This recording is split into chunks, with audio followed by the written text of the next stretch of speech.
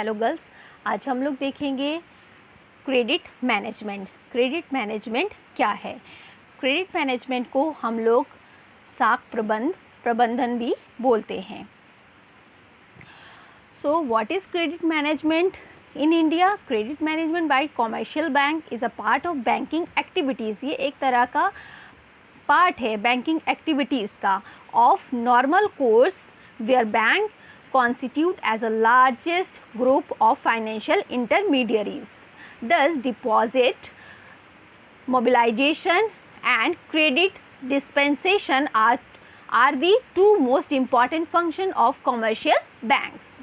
तो यहाँ पर अगर हम बात करें कि क्रेडिट मैनेजमेंट यानी कि हम जिसे साख प्रबंधन भी बोलते हैं, तो न्याय पंचायत और ग्राम सभा लेवल पर एक एग्रीकल्चर सेंटर होना चाहिए जहाँ पर रूरल एग्रीकल्चर एरियाज से रिलेटेड सभी एम्प्लॉयज़ यानी कि कर्मचारी आवास सुविधाओं के साथ यानी फैसिलिटीज़ के साथ कार्यालय में कार्य कर सके, वर्क कर सके।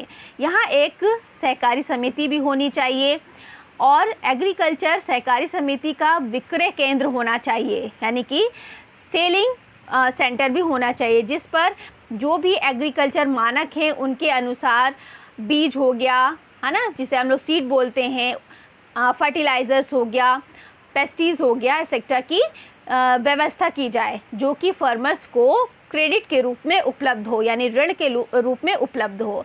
साथ ही ऐसे इक्विपमेंट्स, यंत्र उपकरण जिनकी किसानों को, फार्मर्स को थोड़े समय के लिए ज़रूरत पड़ती है, वो भी प्रोवाइड करने चाहिए और निर्धारित किराए पर उन्हें उपलब्ध कराए जाने चाहिए। एक उनका जो किराया होना चाहिए वो फिक्स होना चाहिए, जैसे कि निकाई, रिगाई, गुड़ाई, बुआई और कीटनाशकों के छिड़काव से रिलेटेड जो भी इक्विपमेंट्स हैं, जो भी यंत्र हैं या कीमती यंत्र हैं जिन्हें किसान व्यक्तिगत यानी कि पर्सनल इनकम से खरीदने में समर्थ नहीं हो पाते हैं या असमर्थ हैं, आदि संभव है, जो कि ट्रैक्टर, थ्रेशर, कंबाइंड हार्वेस्ट आदि की फैसिलिटीज़ भी किराए पर उपलब्ध होनी चाहिए ताकि वो लघु एवं सीमांत वर्ग के मार्जिनलाइज फार्मर्स बिना किसी हिंडेंसेस के खेती कर सके।